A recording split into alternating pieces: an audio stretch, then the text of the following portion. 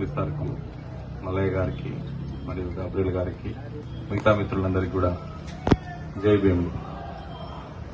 మిత్రులారా, డాక్టర్ అంబేద్కర్ స్వేచ్ఛ, సమానత్వం, సౌభ్రాతృత్వం ఈ మూడు భావనలను రాజ్యాంగంలో మనకు అందించాడు.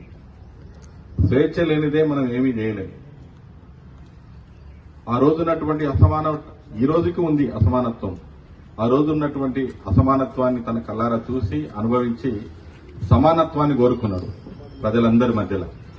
అదేవిధంగా అసమానత్వం కొంత ఉన్నప్పటికీ వీళ్ళందరూ సౌభ్రాతృత్వంగా అన్నదమ్ముల వల్ల కలిసి ఉండాలని కోరుకున్నాడు. అంబేద్కర్ ఎంత ఉన్నతమైన ఆశయం కలిగి ఉన్నాడో మనకి చిన్న విషయాన్ని బట్టి అర్థమవుతుంది. మరి ముఖ్యంగా అంబేద్కర్ షెడ్యూల్డ్ కులాలు అని కొంతమందిని నిర్వచించాడు. షెడ్యూల్డ్ కులాలు అన్నాడు. మనందరము మాల, మాదిగా ఇంకా ఇతర కులాల పేరు మీద విడిపోయి ఉన్నాం. రెల్లి, ఆది, ఆంధ్ర ఇట్లా.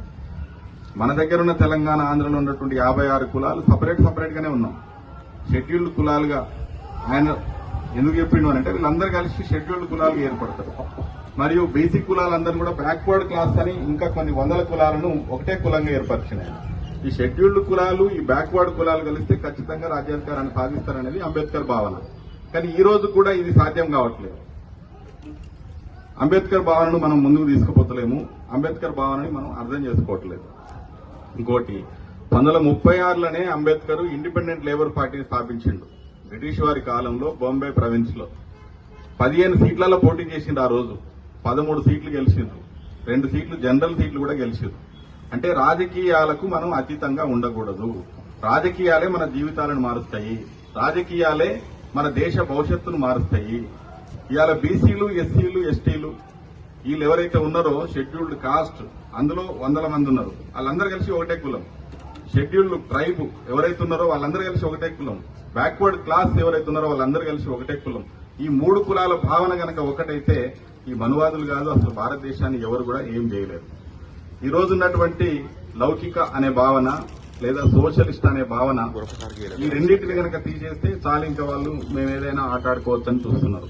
నిన్న నరేంద్ర మోడీ ఏమంటాడు, అంబేద్కరే వచ్చినప్పటికీ కూడా రాజ్యాంగాన్ని ఎవరు మారవలేరు, మేం కాదని చెప్పి తను ఓట్ల కొరకు చాలా స్మార్ట్ గా మాట్లాడుతున్నాడు. ఆ రోజు కూడా వాళ్ళు బూటకపు వాగ్దానాలు చేసి అధికారానికి వచ్చారు. ఆ రోజు వాళ్లకు రాముడు అవసరమైండు. ఈ రోజు కూడా రాముడిని అవసరంగా పెట్టుకుంటున్నారు. మధ్యలో ప్రజల అవసరాలు, ప్రజలను ముందుకు తీసుకురావట్లేదు. వాళ్ళు ప్రజలకు ఏం కావాలి? విద్య కావాలి, వైద్యం కావాలి, ఉద్యోగం కావాలి.